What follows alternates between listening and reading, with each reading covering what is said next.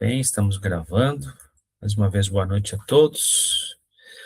Vamos começar com nossa apresentação de hoje. A gente inaugura agora o tema 3, né? A gente entra no tema 3, que a gente vai ter um foco grande nas questões relacionadas com os objetivos da pesquisa, hipóteses, eventualmente, né? E na pergunta da pesquisa. Muita coisa a gente está revendo e aprofundando para a gente poder avançar com o nosso trabalho. Então, aqui eu vou compartilhar com vocês minha apresentação.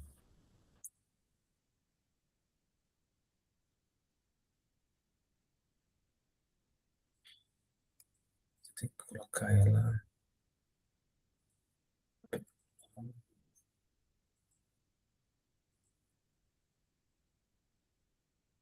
aqui, tá? Aí vai.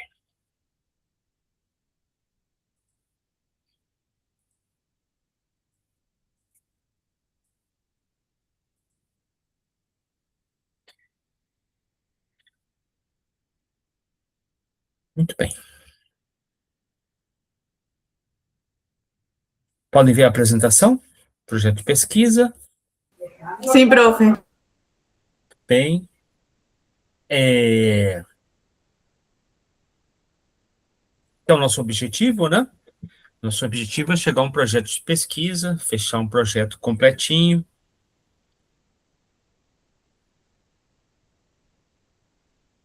Como nasce a pesquisa? Ela tem como raiz, ou como centro, ou como elemento de início, uma pergunta. Então, é relativamente correto dizer que a pesquisa ela nasce de uma curiosidade com relação a um certo fenômeno que nos intriga, de uma curiosidade a uma certa questão que nos chama a atenção. Então, é sempre essa inquietação a que nos arrasta para a pesquisa. Essa inquietação pode ser algo que nos chama a atenção em um fenômeno, como uma aula, por exemplo, ou algo que aconteça dentro de uma sala de aula. E, portanto, uma das fontes dessa inquietação é a nossa própria experiência.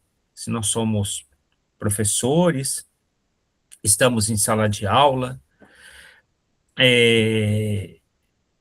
como professores, ou até mesmo como aluno, pode que certas coisas nos despertem a curiosidade, certos acontecimentos no uso da tecnologia, a didática do professor, algum modelo de trabalho, algum método, algum material que ele use, né, alguma sequência didática, alguma forma de dar a aula.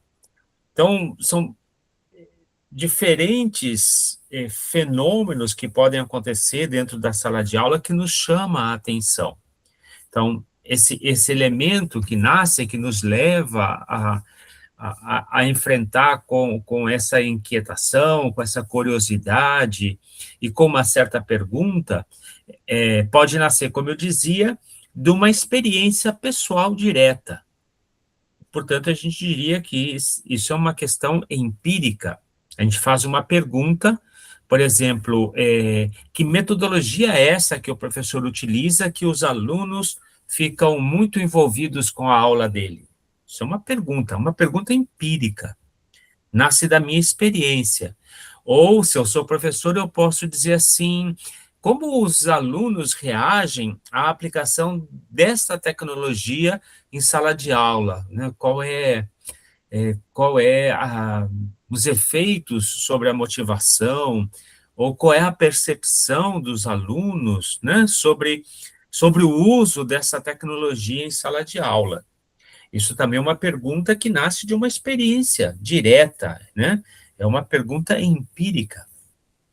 Mas a indagação ou a inquietação mesma pode nascer também de certas contradições ou questionamentos que a gente levanta ao ler sobre um determinado tema que a gente goste e que a gente queira aprofundar.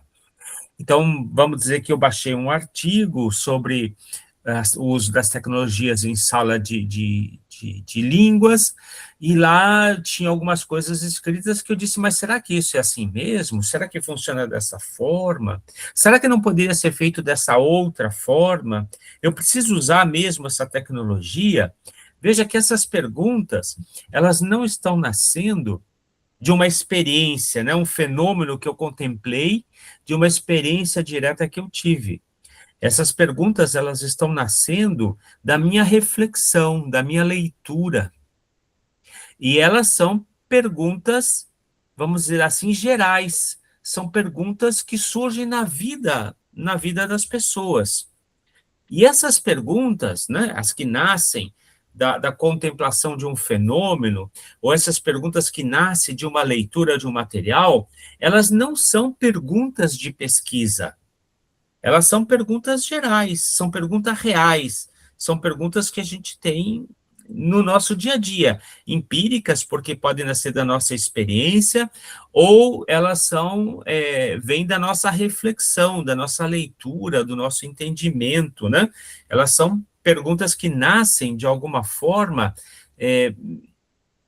assim, do nosso dia a dia, das questões que a gente tem, ou das relações que a gente estabelece com as coisas, com o mundo, não com a pesquisa.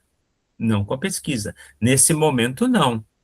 Então, o ponto de partida é sempre essa pergunta geral, mais ampla.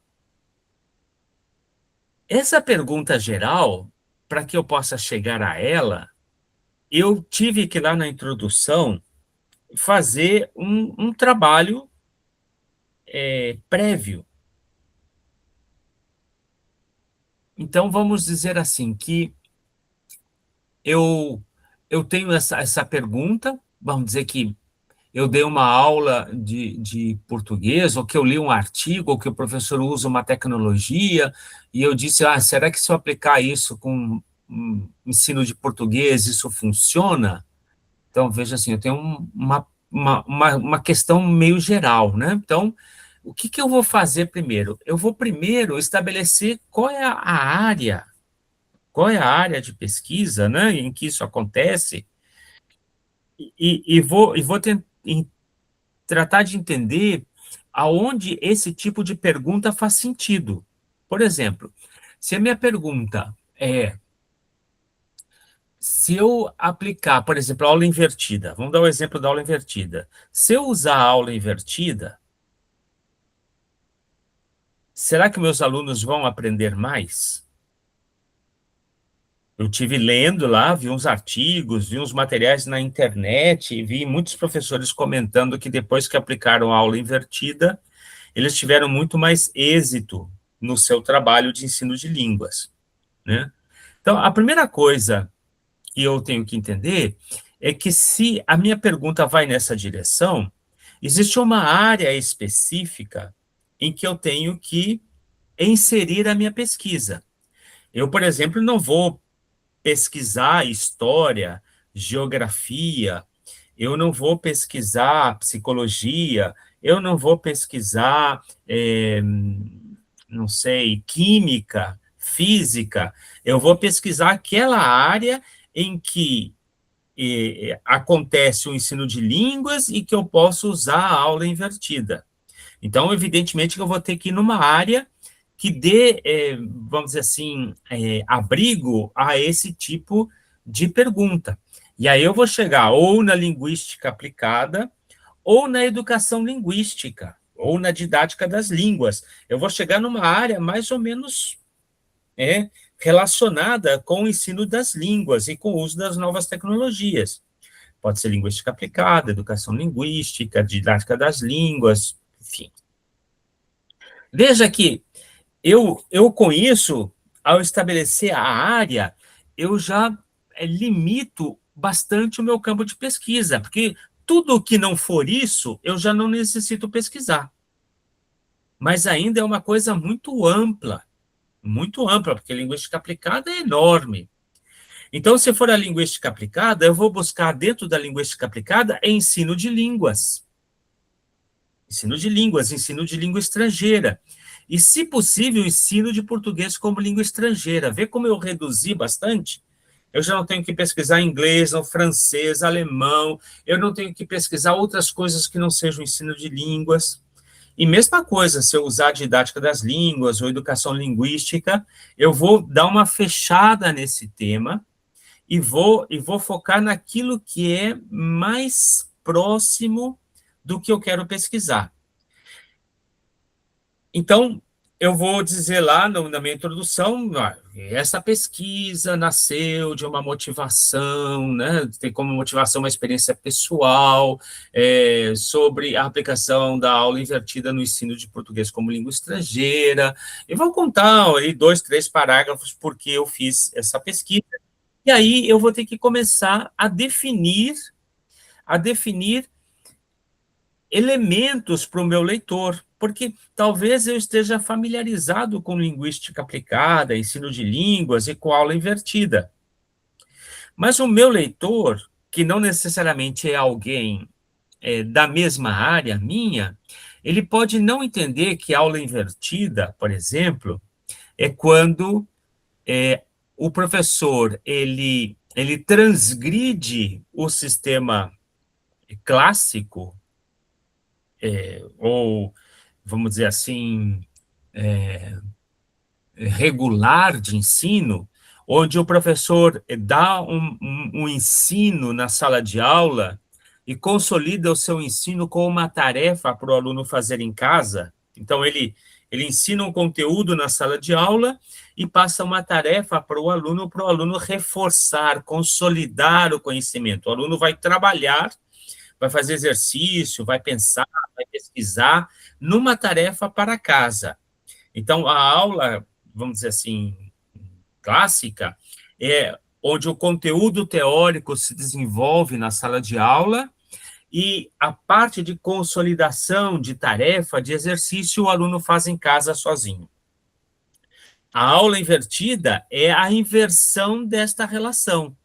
Eu vou passar um vídeo que expõe o conteúdo teórico para o aluno assistir em casa, antes da aula, e ele, na sala de aula, vai consolidar o conhecimento, fazendo tarefas com os seus colegas, supervisionado pelo professor.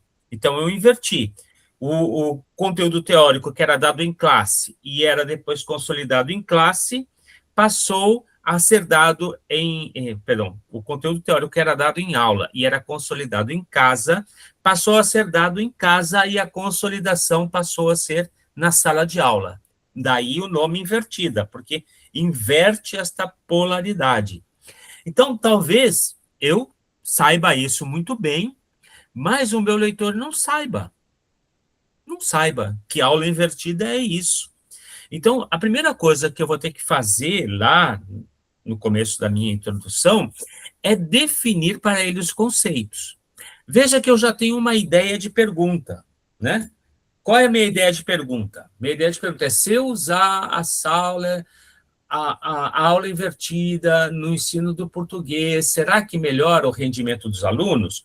Ou será que é motivante para os alunos? Ou o que os alunos acham do uso da aula invertida para o ensino de português como língua estrangeira? Eu tenho uma ideia de pergunta, né? Eu tenho uma inquietação.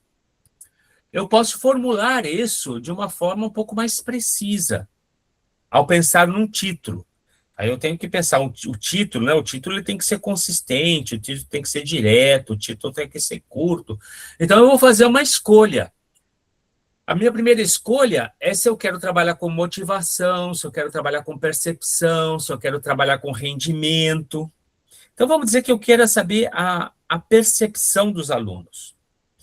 Então, eu vou colocar meu título lá, Percepção dos alunos de português como língua estrangeira sobre o uso da aula invertida. Pode ser esse o título. Vamos dizer que seja esse o título.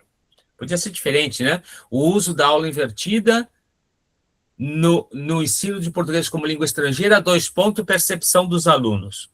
Alguma coisa assim. Então, por que eu tenho esse título?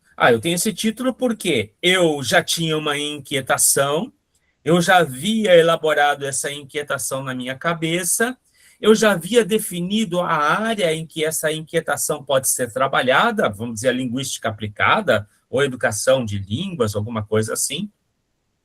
Eu já havia definido a área, então eu já tenho mais ou menos uma ideia de pergunta, né? E com isso eu já posso elaborar um título. Se eu elaborei o título, veja o que envolve o meu título. Quais são as palavras-chave que o meu título traz? Que a gente poderia chamar de variáveis ou unidade de análise, né? Quais são as palavras-chave? Aula invertida, ensino de português, língua estrangeira, percepção dos alunos.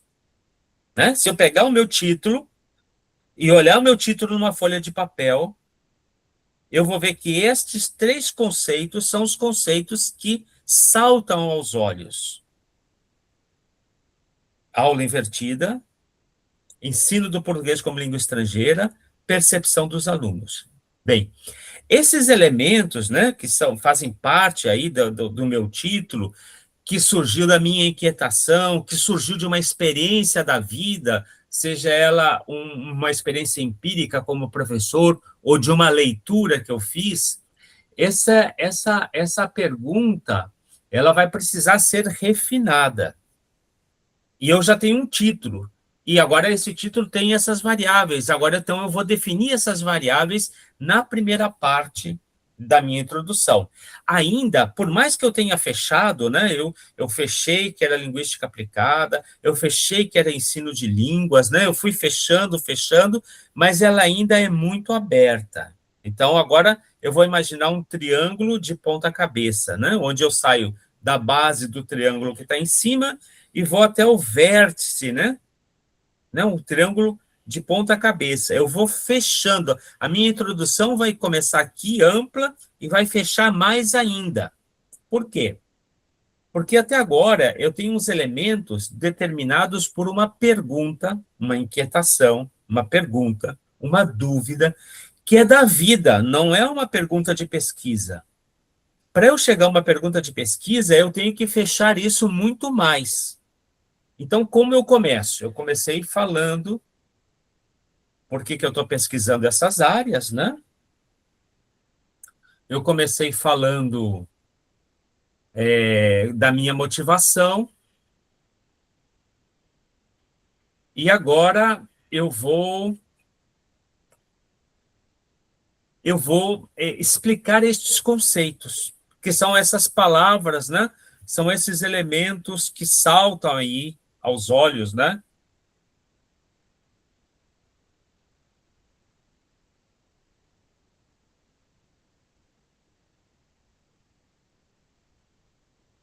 Então, eu vou ter que explicar o que é aula invertida, eu vou ter que explicar o que é o ensino de português como língua estrangeira, e eu vou ter que explicar o que é percepção dos alunos.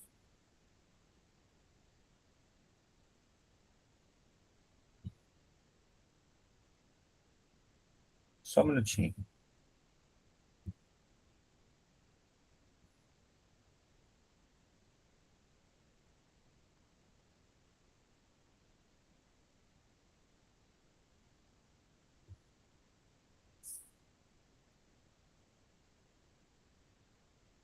Então, veja, eu tenho esses conceitos, então eu vou explicar para as pessoas, né? O que é aula invertida, só que eu não vou explicar com minhas palavras. Minhas palavras não são suficientemente boas? A verdade é que não são. Não são. Porque eu não sou um expert em aula invertida. Eu recém estou fazendo uma pesquisa de trabalho de final de curso. Eu não sou um especialista, eu não sou uma autoridade. Então, eu não sou a pessoa mais indicada para falar sobre essas coisas.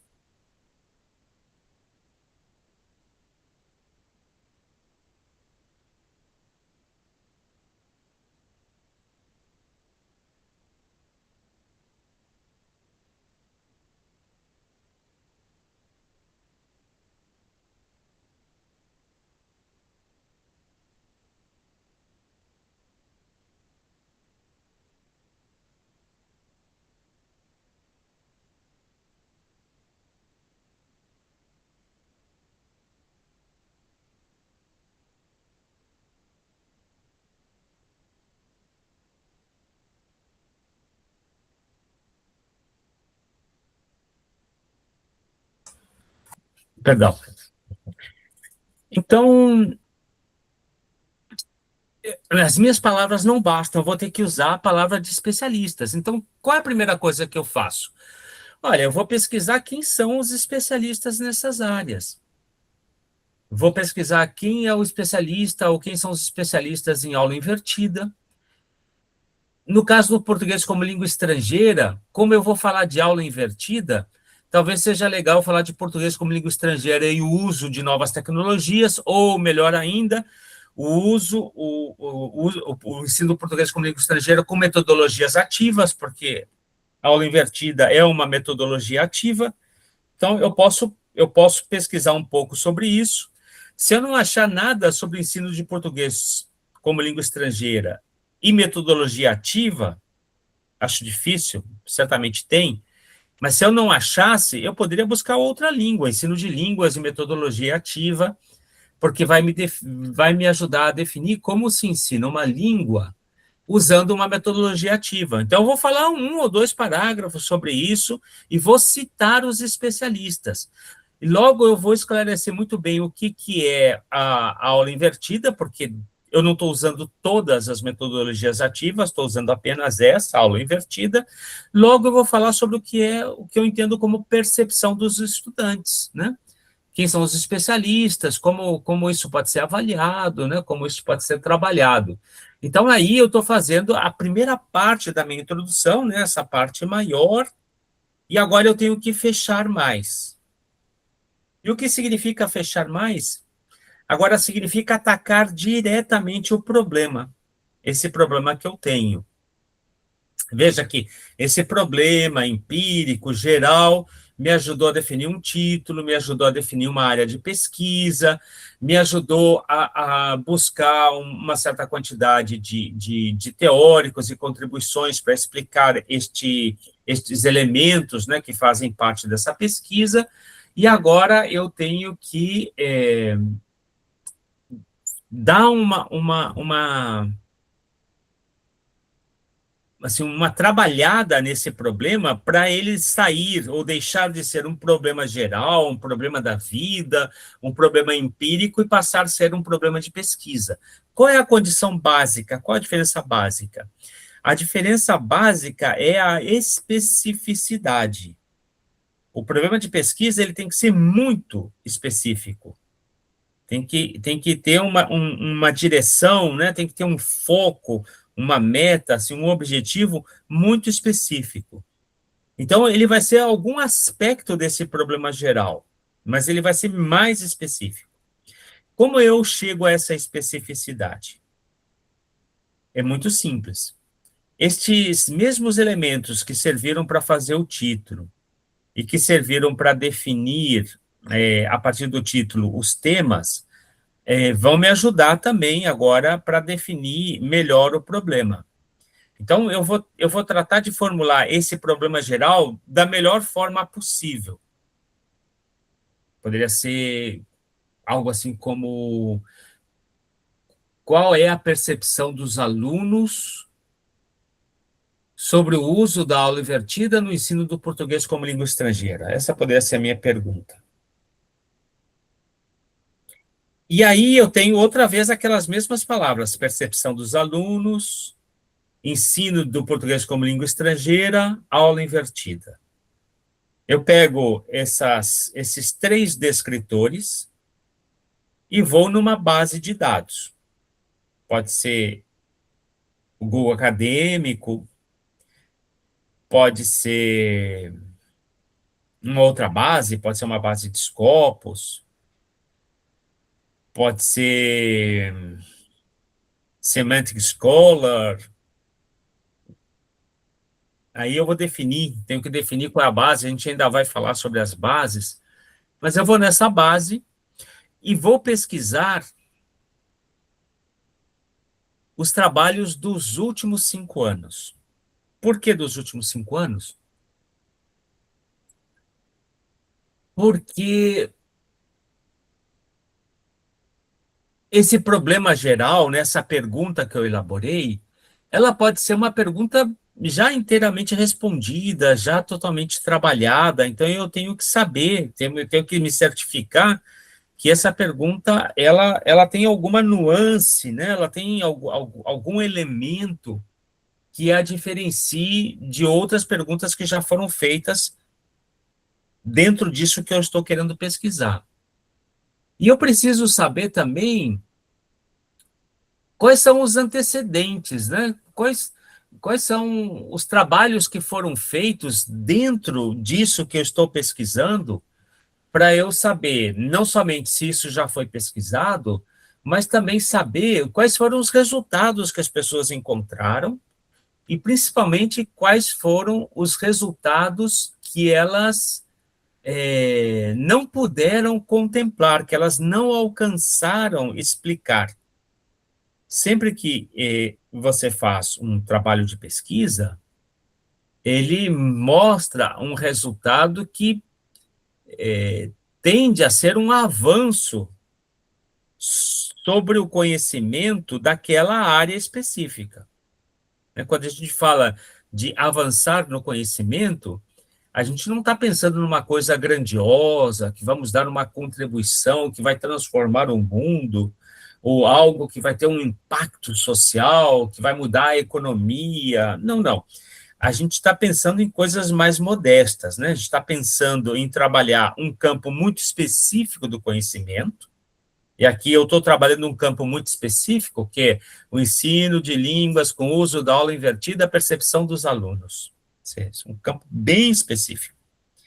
Então, o que eu vou querer saber nesse campo específico, né? O que eu vou querer avançar, ou o que eu posso avançar nesse campo específico? Para eu saber o que eu posso avançar nesse campo específico, eu tenho que saber o que foi pesquisado.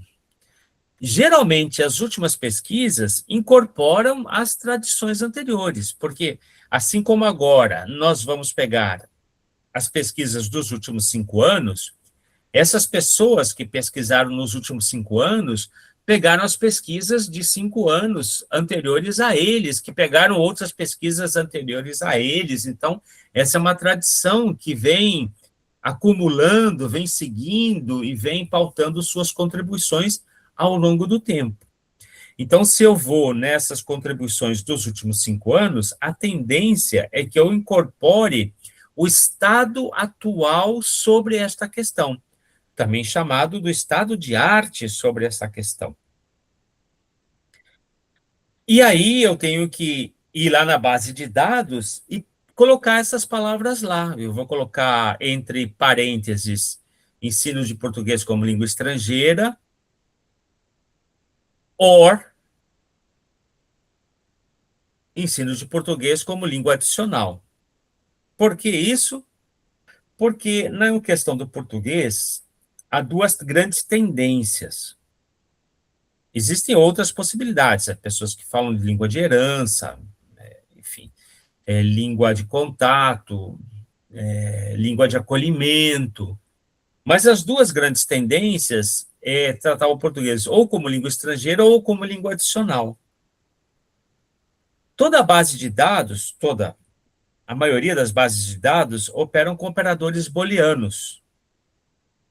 Os principais operadores booleanos são AND, A-N-D, and, e not, N-O-T, que significa e não.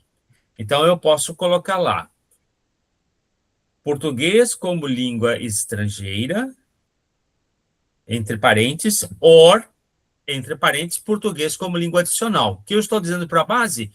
Que eu quero que ela me dê todos os artigos que aparecem em português como língua estrangeira ou que aparecem em português como língua adicional.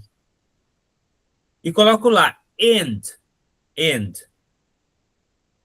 Ou seja, e que tenha também aula invertida.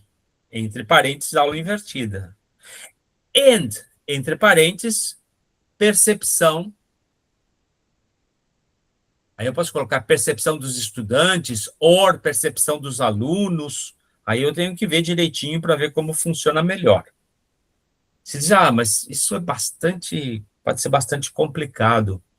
Na verdade, não. Na verdade, é bastante simples de fazer e colocar lá na base e rodar a base para ela te dar os artigos que cumpram com esses requisitos. Então, que vai ser português como língua estrangeira ou português como língua adicional, e também que tenha aula invertida, e também que tenha percepção dos estudantes ou percepção dos alunos.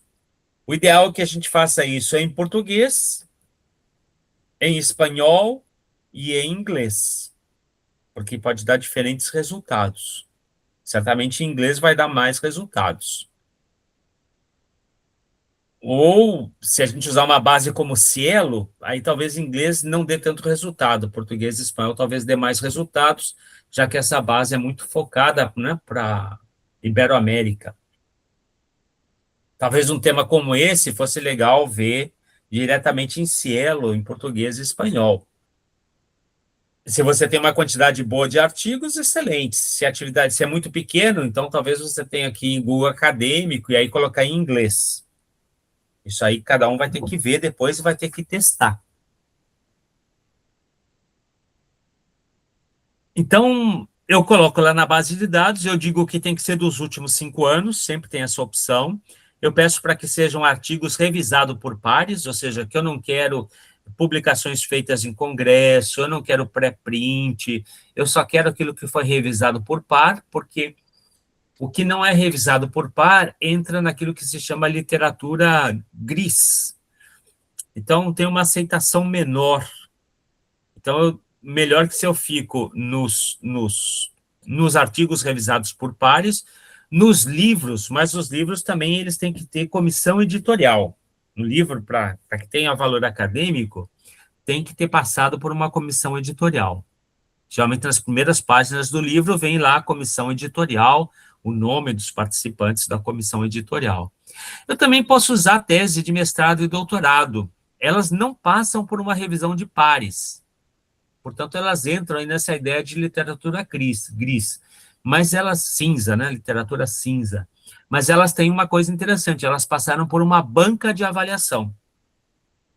Passou por uma banca de avaliação. Então, por isso que eu posso usar os trabalhos de mestrado e doutorado também. E eu vou pedir dos últimos 5 anos. Como a gente está fazendo o projeto e não o trabalho final, eu posso limitar as minhas fontes. Se eu estivesse fazendo o trabalho final, eu ia ter que incorporar tudo que saísse. Mas como eu estou fazendo o projeto, e o projeto ele deve ter, não sei, 15 páginas, uma coisa assim. Então, eu posso limitar os resultados, vamos dizer assim, com 20 resultados já seria suficiente para eu fazer um trabalho, mas se sai 30, eu uso 30. Se sai pouco trabalho, eu tenho que ampliar, vou para uma outra base de dados, ou uso em inglês. Se sai pouco trabalho, então, se sai pouco trabalho, eu faço isso. Se sai muito trabalho, eu tenho que ir ajustando nos meus ou operadores booleanos ou nos descritores, né, nessas palavras-chave que eu estou usando na busca. Num trabalho normal, assim, é possível trabalhar com 150, 200, 300. elementos, né? Para um trabalho final, mínimo 50 elementos, mas agora a gente pode trabalhar com uns 20. Então, o que eu tenho que fazer? Vamos dizer que saíram lá 130, a primeira coisa que eu vou ter que fazer é ver o título, dar uma lida no resumo e dizer, isso aqui tem a ver com essa minha indagação. Vamos lembrar, qual é a indagação? Qual é a percepção dos estudantes no uso da aula invertida, no ensino do português como língua estrangeira? Né? É só a partir dessa pergunta geral. Então, eu vou lá e vejo, isso aqui tem a ver, ó, de português, língua estrangeira, tem aula invertida, trabalhou com percepção, ou é muito próximo, né? Não trabalhou com percepção, trabalhou com motivação, mas fala de aula invertida, ensino de português, ou trabalhou com percepção, aula invertida, mas português é de espanhol, tá bem, eu posso usar, tá próximo. Vou selecionar uns 20 artigos, vou colocar isso numa pasta, vou guardar numa pasta e, como eu já disse para vocês, já ensinei para vocês, subo uma tabelinha lá do Word na inteligência artificial que diga referência bibliográfica em formato APA7, numa coluna, na outra coluna pergunta da pesquisa, na outra coluna metodologia, na outra coluna resultados, na outra coluna lacunas. E coloco lá na inteligência artificial, com esses 20 artigos que eu encontrei, e peço para ele preencher o Word, para mim, preencher as colunas com os 20 artigos. Muito bem, ele me dá isso, e aí eu vou poder ver ali no resultado o que saiu e selecionar 3 ou 4 artigos que estejam mais próximos da minha indagação, mais próximos da minha pergunta, mais próximos do meu título.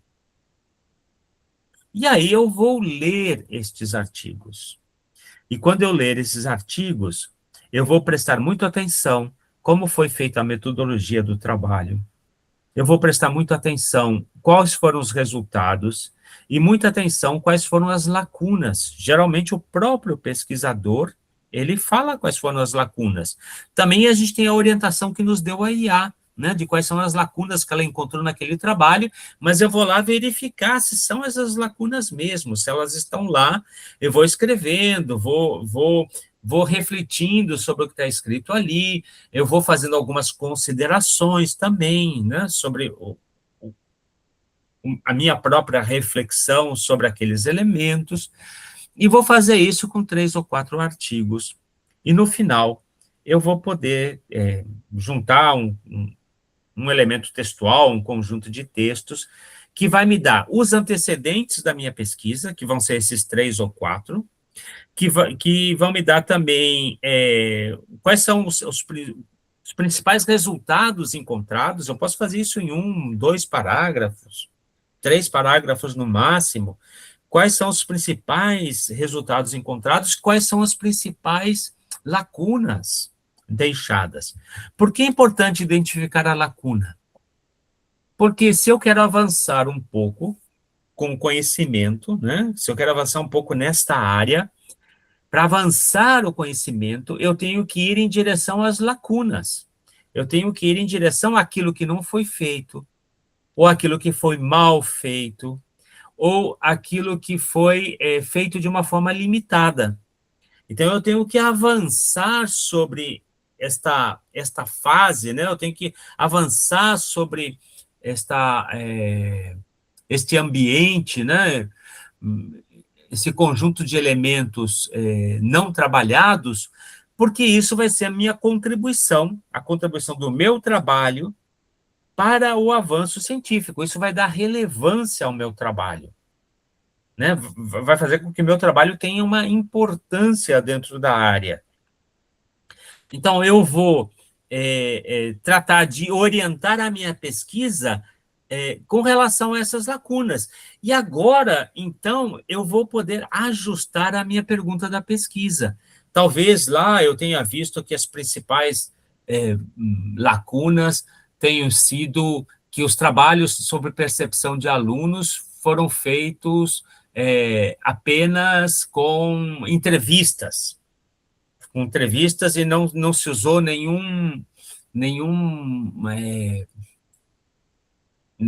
métrica, nenhum quadro de trabalho, né, de algum especialista sobre percepção.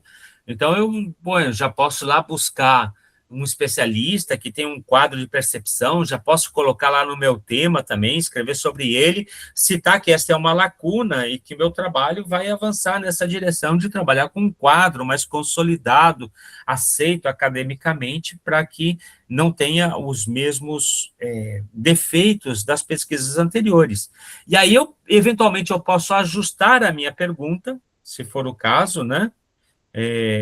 Por exemplo, vamos dizer que eu encontrei um fulano de tal, né, o professor Zenz, que tem lá um quadro magnífico, um trabalho magnífico, que está super citado, eu coloquei lá na minha introdução, e eu posso ajustar minha pergunta, dizer qual é a percepção dos alunos, de acordo com a teoria do fulaninho de tal, doutor Zenz, para o uso da aula invertida no ensino de português como língua estrangeira. Ajustei, ou seja, dei uma ajustada na minha pergunta, fiz ela ficar mais específica e inserida dentro de um contexto de pesquisa acadêmica. E agora sim eu tenho uma pergunta de pesquisa. Não é mais uma pergunta geral, não é uma pergunta que nasceu da minha experiência ou das minhas leituras, mas uma pergunta que nasceu de uns antecedentes, de umas pesquisas que eu levantei, né, de umas pesquisas que eu fiz, de umas leituras importantes que eu fiz e que me ajudaram a ajustar as minhas perguntas, ou a minha pergunta principal. Inclusive, na medida que eu leio os artigos, é muito útil eu já estabelecendo uma série de perguntas, né? Porque eu vou fazendo reflexões ali, vou lendo e eventualmente até comentando, mas eu posso ir fazendo uma lista de perguntas, de novas indagações que vão surgindo, o que é muito natural, porque o meu repertório está aumentando. Eu estou conhecendo mais sobre a área, e quando eu conheço mais, é natural que eu também tenha mais dúvidas. Mas não é só uma questão quantitativa, não é que eu tenho apenas mais dúvidas. As minhas dúvidas são cada vez mais profundas, as minhas dúvidas são cada vez mais pertinentes, né? As minhas dúvidas vão estar cada vez mais relacionadas com a área de pesquisa. Então, eu vou colocando essas perguntas e depois eu vejo se aquela minha pergunta original, ela encaixa nessas perguntas, né? Se ela pode ser um resultado dessas diversas perguntas que eu fiz, como uma pergunta principal, ou se eu tenho que ajustar essa pergunta. E aí eu vou ter não somente a minha pergunta principal da pesquisa, depois de fazer esse trabalho, como eu vou ter aquelas perguntas específicas, também chamadas de perguntas orientadoras, que vão servir como uma ponte para a minha pergunta principal. Lembre-se que há uma relação direta entre a pergunta principal e o objetivo geral. E vai haver esta mesma relação entre as perguntas específicas ou orientadoras e os objetivos específicos. E assim como os objetivos específicos são uma construção, são etapas para se alcançar o objetivo principal, as perguntas específicas ou orientadoras são, assim, reflexões prévias que levam à pergunta principal da pesquisa. Esse processo de sair de uma pergunta empírica, geral, uma pergunta que é uma experiência da vida, passar por esse processo que eu comentei aqui com vocês e chegar à pergunta de pesquisa, a gente chama de problematização ou delimitação do problema. Então, eu comecei lá uma questão geral, definindo o conceito, e depois eu fui para a problematização, e o produto da problematização é a pergunta da pesquisa. E depois que eu tenho a pergunta da pesquisa e as perguntas orientadoras, eu posso facilmente estabelecer o objetivo geral e objetivos específicos. E mais. Se eu tenho já a minha pergunta problematizada, minha pergunta de pesquisa, eu posso fazer 3 perguntas para a minha pergunta de pesquisa. Parece uma coisa louca, mas é assim mesmo. Eu vou fazer perguntas à minha pergunta de pesquisa. 3 perguntas eu vou fazer. Eu vou conversar com a minha pergunta de pesquisa e vou dizer para ela assim: pergunta de pesquisa. Se eu consigo te responder, que benefício isso tem para mim como profissional da área? O que aporta para mim como profissional da área? Então, eu tenho que fazer essa reflexão, esse diálogo comigo mesmo e ver quais seriam os benefícios de responder essa pergunta, ou seja, quais seriam os benefícios de alcançar o objetivo geral da pesquisa para mim como profissional. Eu poderia dizer, olha, para mim, que sou um pesquisador, que estou começando agora, um professor em início de carreira, dominar as novas tecnologias, as metodologias ativas, e principalmente a aula invertida, poderia ser uma qualificação do meu trabalho no ensino de línguas, e eu não sei, posso ir comentando coisas sobre isso, né? Que das leituras que eu fiz, já vai me dar uma ideia bastante boa para poder responder. Então, essa é a primeira pergunta. Se eu te responder, que benefício isso tem para mim como profissional? A segunda pergunta é mais fácil de responder. Sim. Pergunta da pesquisa. Se eu te responder, que benefício isso tem para a área do conhecimento? Que benefício isso tem para a ciência? E essa é fácil de responder porque se eu ajustei as minhas perguntas, principalmente a pergunta principal, para cobrir as lacunas, essas lacunas que eu estou cobrindo é o aporte que eu trago para a ciência. Então, responder esta segunda questão, qual é o benefício para a ciência, é muito fácil. São essas lacunas que eu estou agora cobrindo, avançando sobre elas. E a terceira pergunta que eu faço para a minha pergunta de pesquisa é pergunta de pesquisa. Se eu te responder, que benefício isso tem para a comunidade, para a sociedade? Ou seja, que benefícios tem para as pessoas em geral, que benefício isso tem para pais, professores, gestores de escola, comunidade escolar, comunidade em geral. Que benefícios isso traz? Então, se eu posso responder isso, então eu vou ter também uma ideia do benefício social do meu trabalho. Então, se eu dialogo com a minha pergunta de pesquisa e sei que benefícios eu tenho profissional, para a ciência e social, agora eu já estou pronto para construir a justificativa do meu trabalho. Faço a justificativa em 3 dimensões, que pode ser 3 parágrafos, ou posso fazer em 1, 2. Assim, por que a minha pesquisa é importante, ou seja, por que ela se justifica para mim como profissional, para a ciência e para a sociedade. E também coloco na justificativa se a minha pesquisa é factível, ou seja, se eu vou ter o tempo, os recursos financeiros, o acesso aos dados para poder elaborar e realizar a minha pesquisa, né?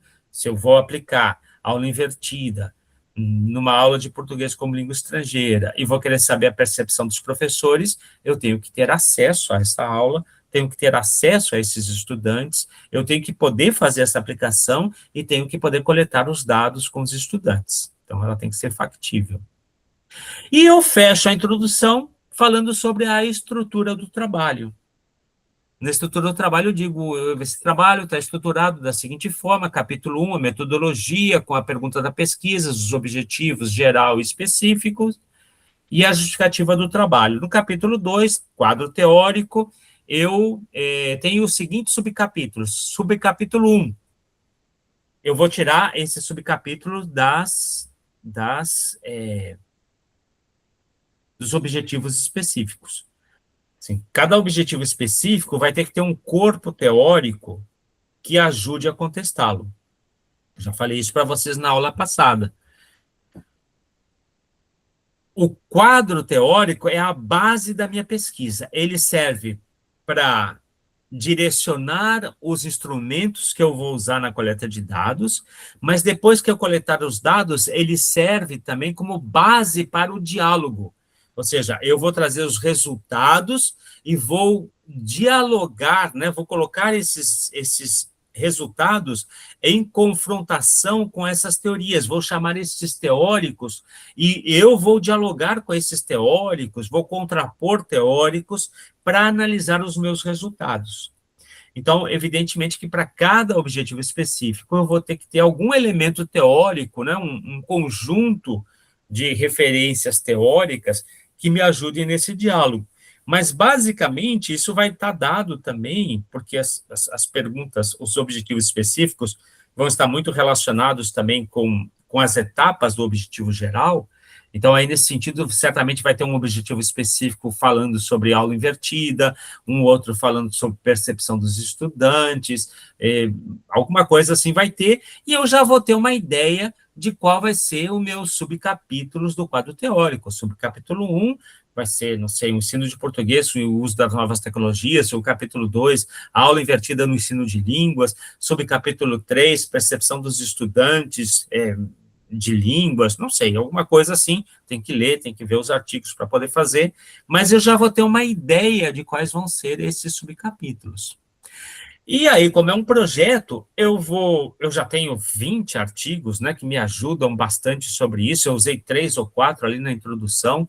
Além desses 20 artigos, eu tenho mais os artigos dos referentes teóricos, das referências teóricas que eu trouxe, né, daqueles especialistas que me ajudaram a definir o que é percepção dos estudantes, o que é aula invertida, né, o que é o ensino de línguas com metodologias ativas, já me ajudaram a definir, eu tenho esses teóricos também, então certamente eu tenho aí 25, 30 referências, eu posso usar aquelas que forem mais relevantes para mim, e com 20 referências, mais que suficiente para essa etapa da pesquisa agora, e eu já construo alguns parágrafos de cada um desses elementos do quadro teórico. Vamos dizer que eu tenho lá a folha de rosto, os elementos pré-textuais, que tem 2, 3 páginas. Eu vou usar agora na introdução, eu uso mais 1 ou 2 páginas, já são 5. Nesse quadro teórico, agora eu uso outras 5. Então, vai ser basicamente uma página para cada capítulo, talvez um pouquinho mais. Não é escrever muita coisa, nem muito complicado. Depois, logo, eu faço uma página para metodologia, que eu não preciso inventar, porque como eu já li os antecedentes, eu já li aqueles principais artigos, e eu já vi quais são as metodologias que eles usam, eu posso simplesmente utilizar aquilo que mais se usa. Então, se usou qualitativa, eu uso qualitativa. Se usou estudo de caso, eu uso estudo de caso. Se usou entrevista, eu uso entrevista. Se usou uma guia de entrevista, eu uso a guia de entrevista. Não tem nenhum problema, isso não é plágio, porque eu não estou copiando nada, eu só estou estruturando a ideia da metodologia, e elas são sempre as mesmas, Então, eu posso usar aquilo que mais usa na área que eu estou pesquisando. Então, como eu já tenho a metodologia, para adiantar, porque eu não estou fechando a minha metodologia agora, eu estou só adiantando a metodologia, então aí eu posso dar uma adiantada nesses elementos, e eu já tenho isso lá dos artigos que eu li, dos 3 ou 4, e com isso eu já faço uma página de metodologia. Dá para fazer com boa tranquilidade. Depois vem o cronograma e as referências bibliográficas, e com isso vocês fecharam 12, 15 páginas de maneira muito fácil. Perguntas até aqui?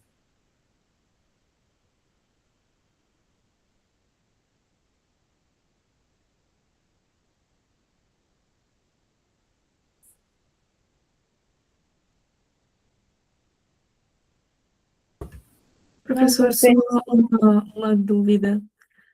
O senhor tinha falado que o projeto tem aproximadamente 15 páginas em relação a tudo que tem que ver Eu acho que nem são 15 ali, acho que são 12 páginas, tem que ver o que diz lá agora eu não lembro o que diz lá no documento da Faculdade de Filosofia, mas lá eles dizem mais ou menos quantas páginas tem que ter o projeto. Já, mas nós, este ano, terminamos o projeto, professor, e não estou, tenho uma dúvida com isso. Então, o ano Sim, que a vem... gente já terminou. O que a gente está fazendo é revisitando o projeto, né? Sim. Para a gente ajustar o que precisa ser ajustado, porque agora, no mês que vem, vocês vão, já escolhido o tutor, vocês vão mandar o projeto para avaliação.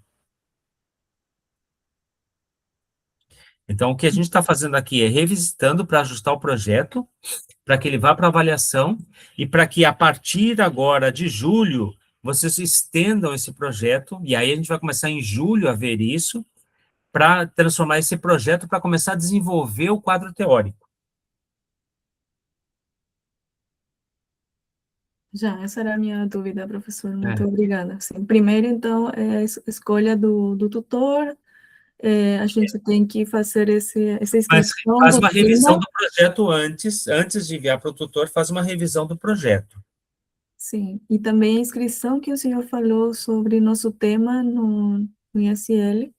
Isso, tema e tutor. Sim, perfeito.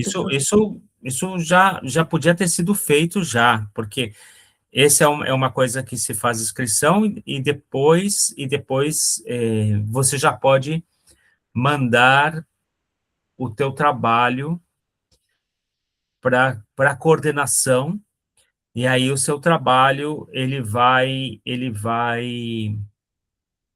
passar pela revisão do conselho do curso, e aí te devolve com sugestões, e aí com o teu tutor você faz os ajustes, e depois desses ajustes, aí você já pode começar a fazer a pesquisa. Então, o ideal é que a gente possa fazer isso agora no mês de junho, porque também vão demorar um pouco para fazer a devolução, né, dos trabalhos de vocês. Então, para que aí, a partir de julho, metade de julho, mais ou menos, vocês já possam começar a fazer a pesquisa. Poderia começar antes? Pode, mas é muito melhor se vocês passam pela revisão do conselho, do curso, porque aí você já tem um feedback sobre o trabalho. Entendido, profe. Muito obrigada pelas Entendeu? aclarações. Então, o importante agora é fazer a revisão desse projeto. Você já tem tudo o que precisa para fazer a revisão e regularizar com a senhora Glória e enviar para a revisão do conselho.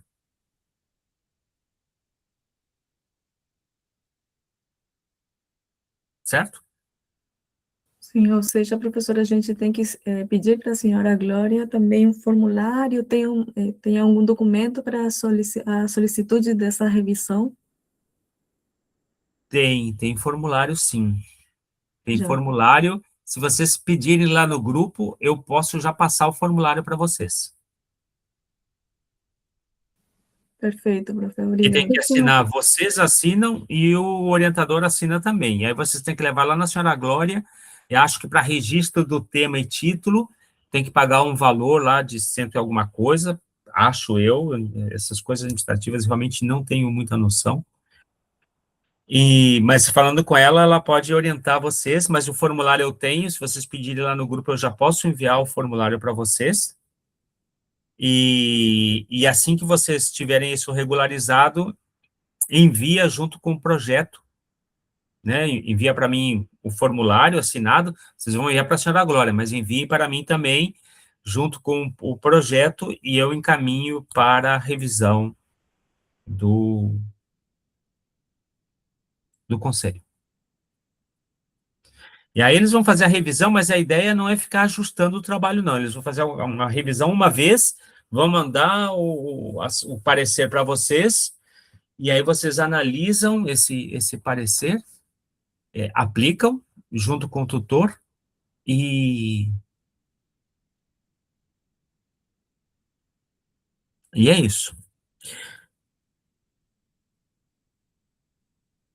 Aqui para frente, é só a questão, né? Vai só definindo, né? Como tem que ser uma pergunta tem que ser clara, ela tem que ter foco, tem que ser viável. A gente pode aplicar como teste de qualidade da pergunta o Finer, né? Se ela é factível ou viável, se ela é interessante, inovadora, ética, relevante. aqui tem todo esse processo que eu expliquei para vocês, né? Limitar a ideia, obter o contexto, refinar, tudo isso que eu expliquei, está tudo aqui também, se vocês quiserem ver. Também se a pesquisa é qualitativa ou é quantitativa, isso também tem implicações, os verbos que se usam, então está aqui, está nos materiais de leitura, está tudo explicado, eu não vou ficar muito tempo aqui nessas coisas todas, porque eu acho que o principal já foi visto. O que eu queria saber de vocês é, vamos começar com a Liz. Liz, tudo bem, Liz? Tudo bem, profe. Quem é o seu tutor, Hum, Liz? É, é Amanda, a Amanda. professora Amanda, sim. Tá. Você já tem o seu trabalho feito, Liz? Seu É, pré-projeto feito? eu quero modificar algumas coisas. Tá bem. Então, aproveita agora esse mês, Liz, para que Hum, você possa fechar e enviar isso este mês, tá bem? Tá bem, tá bom, profe. Ana Lia, você tem tutor, Ana Lia? Tem o microfone. Desculpa, professor. Sim, eu tinha falado com a professora Estela Mares, por o tema que eu escolhi. Então, Tá, é da área da professora. tá. E você já tem o teu trabalho feito? Sim, tem um avanço, professor, e vou contatar novamente com a professora para combinar e ver uma reunião também para continuar o avanço desse. Tá bem. Que o senhor já tinha olhado também no ano passado, professor. Trabalho, né? Tá ok. Sim, O olhar também muda, Ana Lia. Então, muda porque vocês vão avançando, as coisas vão ficando mais consistentes, então aparecem outras coisas para ver, né? Então, por isso que é importante passar por esse processo. Rodrigo, sim, tudo bem, Rodrigo? Tudo bem, professor? Boa noite para Boa todos. noite. Eu vou ter uma reunião com a professora Amanda também, para que ela seja minha tutora. O tema fica o mesmo que já falamos no ano passado, que era a questão dos conectores do discurso comparativo aí entre o espanhol e o português. Isso é que acho que vou manter. Vou falar com ela para saber também a sua ideia sobre isso. Dependendo Tá. disso, também manter o mesmo tema. Eu E- gosto do tema, não gostaria de trocar, sim, tá bem. porque a questão da, como você já sabe, que a minha linha é mais trabalhar no futuro, agora já trabalho, no futuro trabalhar como tradutor, então seria mais satisfatório também para mim trabalhar sobre isso. Perfeito. E me diz uma coisa, o seu trabalho já está mais ou menos finalizado? Eu tenho que a minha introdução, objetivo, justificativa, marco teórico, teoria da tradução, análise de corpo, metodologia, fase de análise, análise comparativa, resultados e conclusões. Mas não é uma coisa extensa, mas já tenho isso. É a bibliografia que tenho que trabalhar, porque essa questão que não avancei muito ainda com isso. Já vimos também, professor, nós juntos, que era muito curto ainda. Então, a Tá. ideia é aumentar as páginas e ter mais informação, mais conteúdo, que é o Tá. importante aqui também. Porque Peço, por favor. eu sei que nós temos que ter para, como já falei também uma vez com você, que a questão, não quero que aconteça o mesmo com o alemão, que fiquei aí também, pendurado.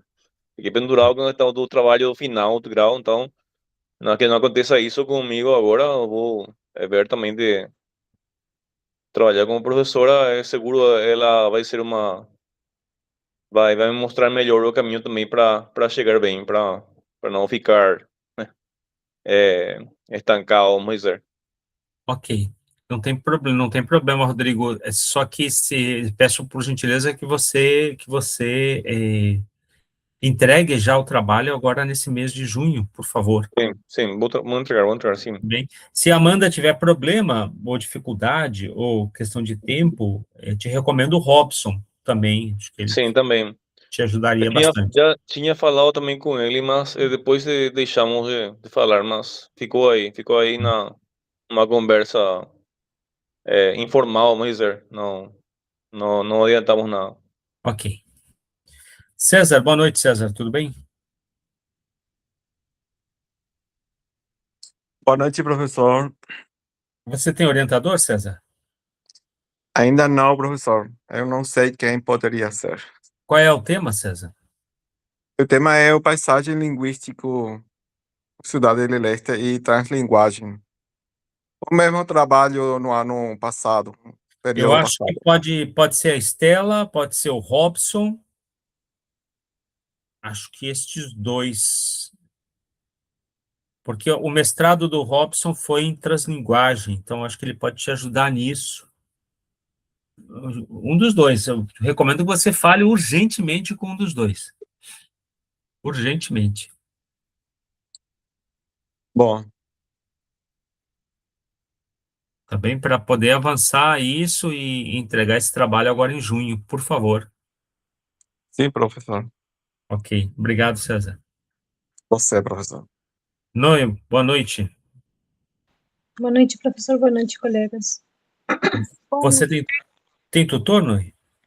Ainda não tenho, professor. Não sei também, como o César, quem poderia ser. Qual é o meu teu trabalho, tema?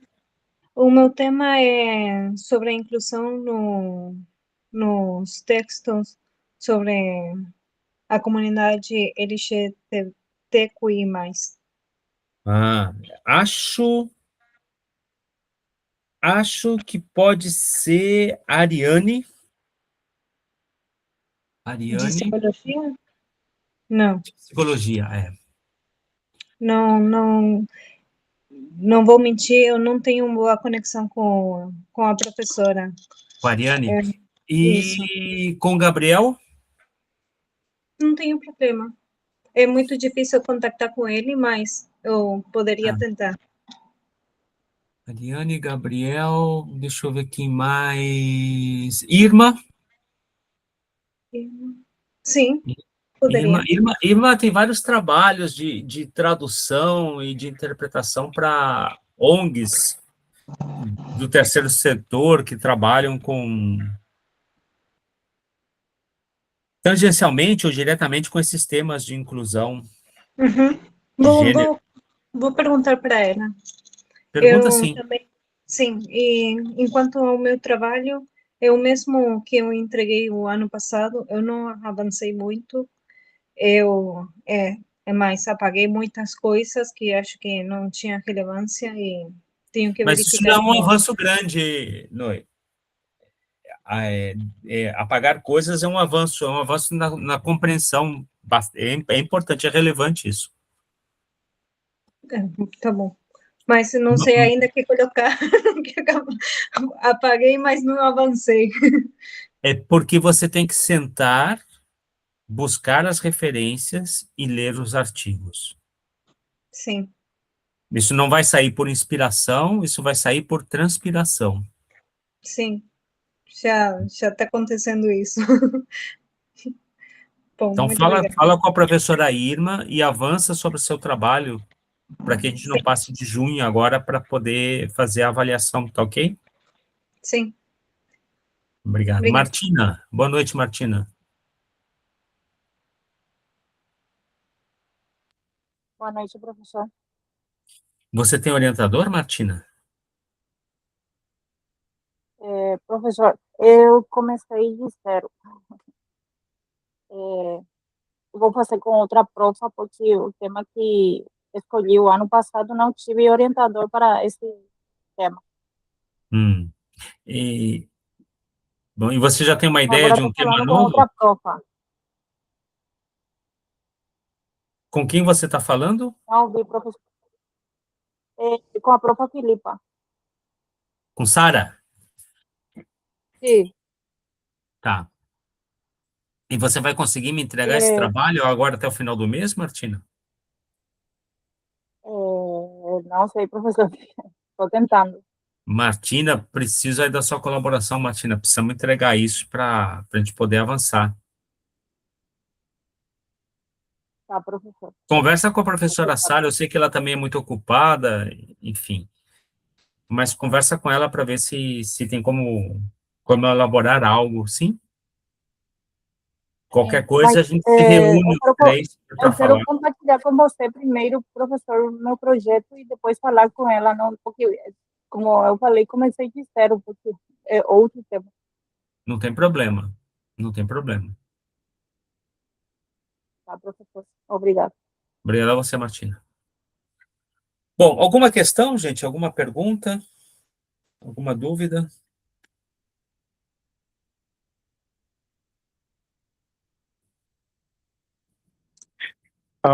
A aula de hoje está salvada, professor. Está gravada, sim. Mais tarde Bom, ou amanhã eu subo a aula na pasta. bom, tá bem. Pode ajudar muito. Sim. Mas eu repeti muitas coisas que eu já disse nas aulas anteriores também, né? Quer dizer, a repetição ela é intencional mesmo, porque o cérebro precisa da repetição para ir registrando as coisas, e às vezes até parece uma novidade que a gente está vendo pela primeira vez e não é. Mas é que aquilo está se fixando, né? Por isso sempre tem um pouco de repetição também. Por isso que a gente está trabalhando sobre um trabalho que a gente já fez, que é o projeto, né? Porque a gente vai entendendo melhor o projeto e a gente a gente consegue exercer um papel ativo sobre o projeto, transformar o que precisa ser transformado de uma maneira mais fácil, né? Porque a gente tem um domínio maior. E isso é importante porque a nossa ideia agora já, no segundo semestre, é começar a fechar o trabalho de final de curso, né? Fechar o trabalho de final de curso, que já seria vamos dizer assim, um passo bastante importante para que vocês todos possam estar defendendo no começo do ano que vem, como muito. E se alguém se adiantar enfim, e puder defender já na primeira chamada que a gente vai fazer, possivelmente em fevereiro, ótimo, excelente. Estamos. Então, aqui eu vou parar a gravação, agradeço imensamente a presença de vocês.